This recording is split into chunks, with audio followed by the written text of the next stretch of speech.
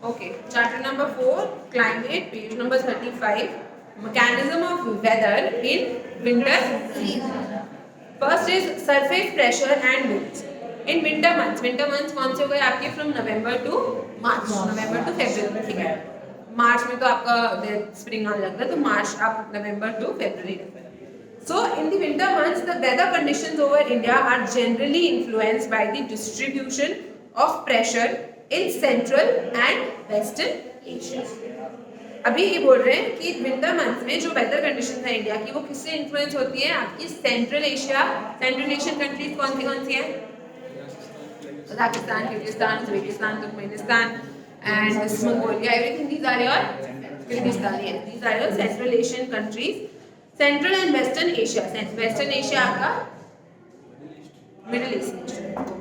A high pressure center in the region lying to the north of the Himalayas develops during winters. ये बोल रहे हैं कि Himalayas के ऊपर यहाँ पे एक हाई प्रेशर रीजन डेवलप हो जाता है. इसका नाम है तिब्बतन प्लेट्यू. क्या नाम है इसका? Tibetan plateau. अभी तिब्बतन प्लेट्यू क्या ना, नाम ही आपको पता चल रहा है, प्लेट्यू है. और दिस इज अ फ्लैट, एकदम फ्लैट है और काफी ह्यूज बड़े एरिया में है. तो इस पे जब सनराइज पड़ती है तो ये काफी ज्यादा, अभी माउंटेन के साथ तो क्या है, सीधी जगह नहीं मिल रही है ना हीट ट्रैप होने के लिए, because this is a plateau. ये काफी टाइम तक यहाँ पे आपका ये जब यहाँ पे लो प्रेशर भी बहुत जल्दी बन जाता है और जब सन नहीं है तो ये एक हाई प्रेशर की तरह एक्ट करता है. तो ये जो north of Himalaya there is a land क्या है? तिब्बतन प्लेट्यू, जो कि जहाँ पे क्या डेवलप होता है? High pressure.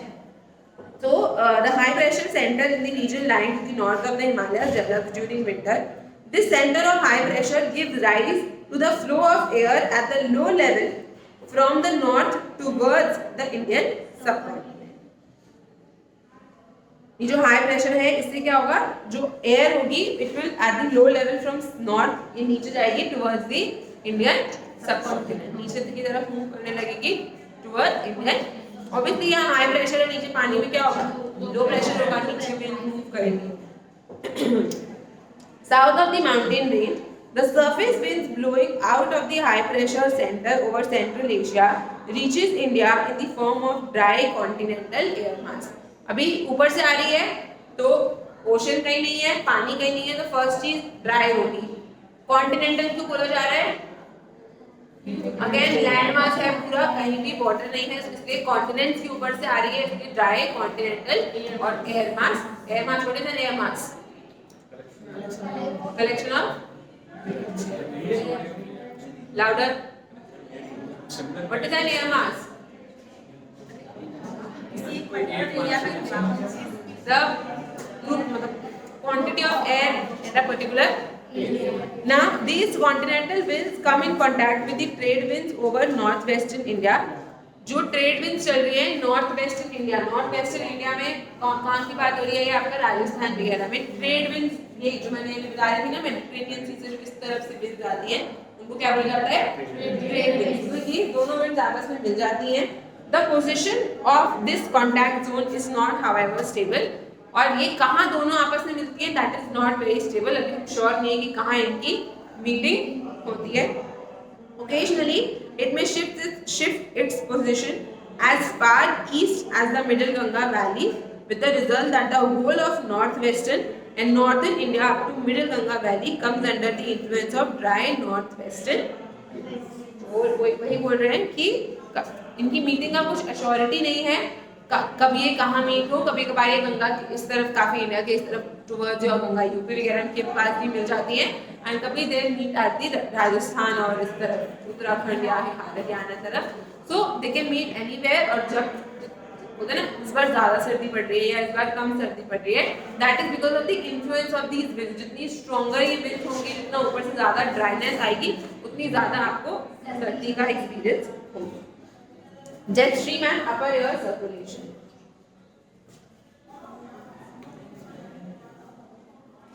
Now, the pattern of air circulation discussed above is witnessed only at the lower level of atmosphere near the surface of Earth. ये जो अभी हमने movement of air देखी तिब्बतन प्लेट्यू से towards the Indian subcontinent and the trade winds coming from the Middle East to India.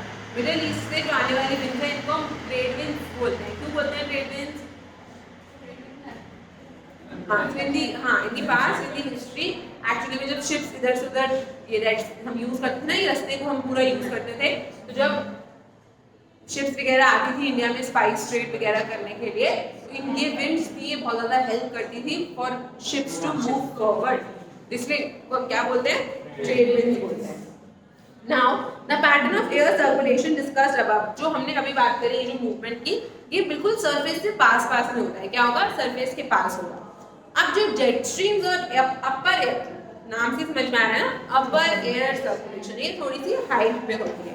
Jet stream अभी मैंने आपको बताया भी था, जेट स्ट्रीम हाइट पे काफी फास्ट मूविंग विंड्स होती है। Higher up to the lower troposphere, about 3 km above the surface of Earth, a different pattern of air circulation is observed. This is the surface of the Earth. इससे around 3 km ऊपर यहाँ पे अलग pattern चल रहा होता है winds।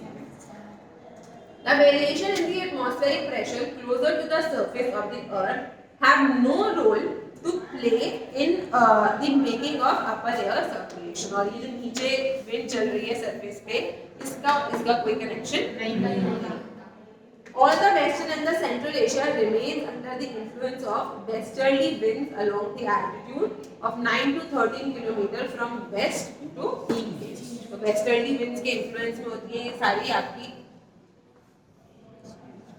Trade winds, इधर से ही तो आ रही है, तो डायरेक्शन यही होता है वेस्ट टू ईस्ट। आपका जो सेंट्रल और वेस्टर्न एशिया है, यहाँ पे वेस्टर्ली चल रही होती है around up to the height of 9 to 13 km from west to east। These winds blow across the Asian continent at latitudes north of Himalayas, roughly parallel to Tibetan highlands। वही मैंने आपको बताया, ये जो winds हैं ये एशियन कॉन्टिनेंट के across पूरा घूमती हैं। कौन से कितने लैटिट्यूड पे? ऑलमोस्ट हिमालय से ऊपर वही टिबेटन प्लेटू, टिबेटन हाईलैंड्स पे, इनको हम जेट स्ट्रीम्स बोलते हैं। तो यही जो वेस्टर्ली विंड्स हैं, मैंने दूसरा डायरेक्शन बताया था, this is the direction west to east. इस डायरेक्शन में ये विंड आपकी मूव करती है। जेट स्ट्रीम काफी हाइट पे, कितने 9 to 13 किलोमीटर हाइट पे ये बात कर रहे हैं, ये वेस्ट टू ईस्ट विंड्स। और ऊपर कुछ है नहीं, 9 to 13 किलोमीटर इतना लंबे तो हमारे पास पहाड़ भी नहीं है ना, माउंट एवरेस्ट की हाइट ही 8 किलोमीटर कुछ है, इतनी ऊपर कोई डिस्टर्बेंस नहीं है, तो ये बहुत हाई स्पीड में मूव करती है। वेस्टर्ली ही है जो कि हाइट पे जाके सीधी हो गई है। हमने ये चीज पढ़ी थी ना, एक अगर ये विंड है और अगर इसको कुछ डिफ्लेक्ट हो गई, कुछ कॉन्टिनेंट की वजह से इसका एक डायरेक्शन होता है, अगर कॉन्टिनेंट नहीं होगा तो ये पूरी ऐसे हो जाएगी ना। ये चीज देखी थी, अगर कॉन्टिनेंट या कोई ऑब्स्ट्रक्शन नहीं होगा तो विंड क्या करेगी? पैरेलल मूव करने लग जाएगी। आगे स्टडीड इस तरह जाएगी, पैरेलल मूव करने लग जाएगी। सो नाउ वही हो रहा है, ऊपर कोई ऑब्स्ट्रक्शन नहीं है, तो ये जो विंड है, ये जो वेस्ट टू ईस्ट चलती है, ये आपकी पैरेलल हो जाती है, सीधी गोल गोल घूमने लग जाती है। Tibetan highlands act as a barrier in the path of jet streams. As a result, jet streams get bifurcated. One of its branches blow to the north of Tibetan highlands, while the southern branch blows in the eastward direction, south of the Himalayas। अब ये जो यहाँ पे आपका मैंने बोला ये Tibetan प्लेटू के अराउंड चलती है, तो तिब्बतन प्लेटू अब ये कभी हर बार नहीं होता है, ठीक है। ये जो जेट स्ट्रीम वाला कॉन्सेप्ट है, this is not constant every time. कभी कभार ये इतनी हाइट पे होती है, इतनी तेज होती है कि तिब्बतन प्लेटू भी इसको ऑब्स्ट्रक्ट नहीं कर पाता है। But in case it obstructs, ये एक ऑब्स्ट्रक्शन क्रिएट करता है, जो आपकी जेट स्ट्रीम होती है वो दो पार्ट्स में डिवाइड हो जाएगी। एक आपकी इस तरफ से नीचे आएगी नॉर्थ हिमालय के इस साइड से, और एक आपकी हिमालय के साउथ से इस तरह से जेट स्ट्रीम की विंड्स नीचे की तरफ मूव करेंगी। As a result, jet stream get bifurcated. One of its branches blows to the north of the Tibetan highland. अच्छा सॉरी, ऊपर चली जाएगी, एक आपकी इधर ऊपर चली जाएगी और एक इधर आपकी नीचे। कोई चीज बीच में ऑब्स्ट्रक्शन आ गई, मैं ऐसे चल रही हूँ, बीच में आ गया, तो एक डायरेक्शन इधर हो जाएगा और एक नीचे आ जाएगा। अब अगर आप इसको इस तरीके से इमेजिन करो, ये तिब्बतन प्लेटू है, आप यहाँ पे खड़े हो, इधर से विंड आ रही है, तो एक तरफ अगर बीच में कोई ऑब्स्ट्रक्शन है तो यहाँ चली जाएगी एक नॉर्थ ऑफ तिब्बतन हाईलैंड और एक साउथ। समझ में आया? जो अभी जो साउथ वाला है ना, ये आएगा इंडिया में और ये इंडिया के क्लाइमेट को While the southern branch flows in the eastward direction south of the Himalayas, it has its mean peak at 25 degree north in February at 200 to 300 millibar level. ये इसका mean position 25 डिग्री नॉर्थ यानी कि किस पर होता है 25 degree north फरवरी में ये आपकी 25 डिग्री नॉर्थ में पहुंच जाती है। इसका प्रेशर कितना प्रेशर डालती है 200 to 300 millibar level. It is believed that this southern branch of the jet stream exercises an important influence on the winter weather in India. तो ये जो jet stream है jet stream ये जो wind आ रही है नीचे jet stream की वजह से jet stream चल रही है because of वेस्टर्लीज की वजह से जेट स्ट्रीम चल रही है। ये जेट स्ट्रीम तिब्बतन प्लेट्यू इसको ऑब्स्ट्रक्ट करता है जिसकी वजह से एक ब्रांच इसका नॉर्थर्न साइड में दैट इज इन चाइना का जो जिंजियांग प्रोविंस है पता है वहां पे चला जाता है और एक जो ब्रांच है वो इंडिया में आ जाता है जिसकी वजह से इंडिया में जो सर्दी पड़ती है उसका one of the reasons is this. समझ में आया? First reason was the Tibetan plateau का हाई प्रेशर बनना, वो उससे नीचे हवा उससे नीचे आएगी। दिस इज जेट स्ट्रीम जो आपकी घूम रही है तिब्बतन प्लेट्यू से बाइफरकेट होगी और इस तरफ एक ब्रांच नीचे आएगी एक ब्रांच ऊपर जाएगी। Moving on western cyclonic disturbances and tropical cyclones. Tropical cyclone चलो बताओ कौन सी डायरेक्शन से मूव करते हैं? East to west. Tropical cyclone east to west इस तरह चलेंगे। So this is India.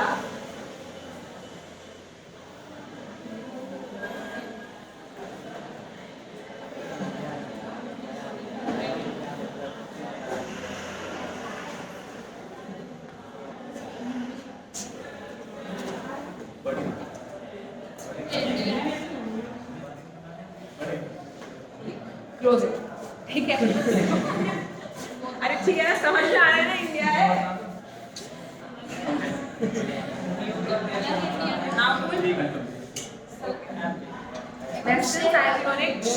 Western cyclonic disturbance and tropical cyclone. The western cyclonic disturbances which enter the Indian subcontinent from the west and the northwest during winter months originate over the Mediterranean Sea. I told you this. ये कहाँ से originate होते हैं? Mediterranean Sea से originate होते हैं and are brought into India by the westerly winds. और ये जो western winds चल रही है ना अभी जिनकी हमने बात कर ली westerlies जो चल रही है westerlies उन्हीं के साथ ये मूव करके इंडिया की तरफ आती है। An increase in the prevailing night temperature generally indicates an advance in the arrival of these cyclonic disturbances. अब आपको पता कैसे चलता है? आपका जो नाइट टेम्परेचर होगा वो थोड़ा सा इंक्रीज होने लग जाएगा, बढ़ने लग जाता है। ये एक इंडिकेशन होता है in western cyclone disturbance. Basically अगर रात में आपका ये राजस्थान वगैरह में अगर बहुत ज़्यादा टेम्परेचर हाई हो जाता है तो इनसे हमें पता चलता है कि okay now the cyclonic winds are coming towards. तो वही चीज़ है जो मैंने आपको बताया और इसमें उसके बारे में लिखा नहीं है। Next paragraph is about tropical cyclone. क्या है? मेडिटेरेनियन सी से जो विंड्स हैं ऊपर से मेडिटेरेनियन सी के ऊपर ये विंड्स ओरिजिनेट होती हैं और ये आपकी वेस्टर्न साइक्लोनिक डिस्टर्बेंस मेडिटेरेनियन सी के ऊपर ओरिजिनेट होगी and it moves towards India. India की तरफ क्यों आ रही है? क्योंकि वहाँ पर लो प्रेशर नहीं सर इसमें प्रेशर का उल्टा हो जाएगा। प्रेशर की अगर बात करेंगे तो प्रेशर का फॉर्मूला फिनोमेना तो उल्टा हो जाएगा ना। जब मैंने आपको बोला कि मेडिटेरेनियन सी में गर्म है, ज्यादा ठंडी नहीं होती है, इवेपोरेट होके ऊपर जा रहा है, उसमें मॉइस्चर भी है, तो वहां पे तो एक्चुअली में क्या हो जाएगा? हाई प्रेशर लो होगा। इंडिया में तो इधर हाई है but this is not pressure movement, ये प्रेशर की मूवमेंट नहीं है, ये जेट स्ट्रीम की वजह से मूव इधर होके आ जाती है। समझ में आया? Next is tropical cyclones originate over the Bay of Bengal. अभी आपने बोला कि ट्रॉपिकल साइक्लोन्स कहां से चलते हैं? East to west. अभी ये थोड़ा टाइम में यहाँ पे चेन्नई वगैरह में ना बहुत आपने सुना होगा हर साल साइक्लोन आते हैं। यहाँ पे ये ट्रॉपिकल साइक्लोन्स होते हैं जो आपके ईस्ट से चलते जैसे आएंगे बे ऑफ बंगाल में ओरिजिनेट होते हैं। These tropical cyclones have very high wind velocity and heavy rainfall and hit the ये बहुत हाई हैवी रेनफॉल होता है और तमिलनाडु को, आंध्र प्रदेश को और उड़ीसा इस तरफ पूरा हिट करता है। Most of these cyclones are very destructive due to high wind velocity and torrential rains that accompanies it. तो ये बहुत ज़्यादा destructive होते हैं, अपने साथ बहुत heavy rainfall लेकर आते हैं। और have you आपने नहीं देख आज जाके just go and Google cyclones वगैरह, बहुत सारे आपको cyclones मिलेंगे, हर साल आता है, हर साल there is a major one cyclone जो इस Bay of Bengal वाले region में आता ही आता है, थाईलैंड वगैरह इंडिया वगैरह सबको डिस्टर्ब करता है। और इंडिया में क्योंकि विंड की मूवमेंट ही इस तरफ होती है और हमारा लैंड मास बीच में अटक जाता है, तो हमको ये काफ़ी ज़्यादा डिस्ट्रक्शन कॉज करता है। और चेन्नई में my friend used to study in SRM university, so she used to tell me cyclone आ गया, फंसे पड़े हम, कहीं जा नहीं सकते। So cyclones are very common there, especially during समझ में आया? So all the three concepts for winter are clear. First one was surface pressure, नीचे सरफेस पे क्या चल रहा है, प्रेशर और विंड की मूवमेंट। हाई प्रेशर बनेगा तिब्बतन प्लेट्यू में and the wind will start descending downward towards India, जिसकी वजह से आपको ठंडी विंड। सेकंड इज जो थोड़ा सरफेस से ऊपर होगा, that is your jet stream and upper jet streams क्यों चल रही है 9 से 13 किलोमीटर हाइट पर, जो वेस्टर्ली विंड्स चल रही हैं from west to east direction, उनकी स्पीड बहुत ज़्यादा तेज हो जाती है, बहुत ज़्यादा ड्राई भी होती है क्योंकि कॉन्टिनेंट्स के ऊपर चल रही हैं। तिब्बतन प्लेट्यू रास्ते में पड़ जाता है, बीच में फंस जाता है और उनको डिवाइड कर देता है, बाइफर्केट कर देता है into two streams, one goes northward and one comes towards, जिससे आपकी और सही। And the third feature is your western cyclonic disturbance, जो कि कहाँ से आ रही है, और ट्रॉपिकल साइक्लोन जो कि आपके बे ऑफ बंगाल में बनते हैं, जो कि इधर अब ना इसकी वजह से सर्दियाँ नहीं हो रही है, ठीक है, ये ट्रॉपिकल साइक्लोन की वजह से सर्दी नहीं होती है, but this is a phenomena जो कि विंटर में टेक प्लेस होता है, दैट इज देयर टाइम, ठीक है, सर्दियों में ही होता है। क्यों होता है, क्योंकि ये ऊपर ट्रॉपिक ऑफ इधर है ना 30 डिग्री, मान लो आप 30 डिग्री नॉर्थ इधर है, ये वाली विंड्स तो इस तरफ चल रही है, तो ये वाली विंड्स इस तरफ चलेंगी,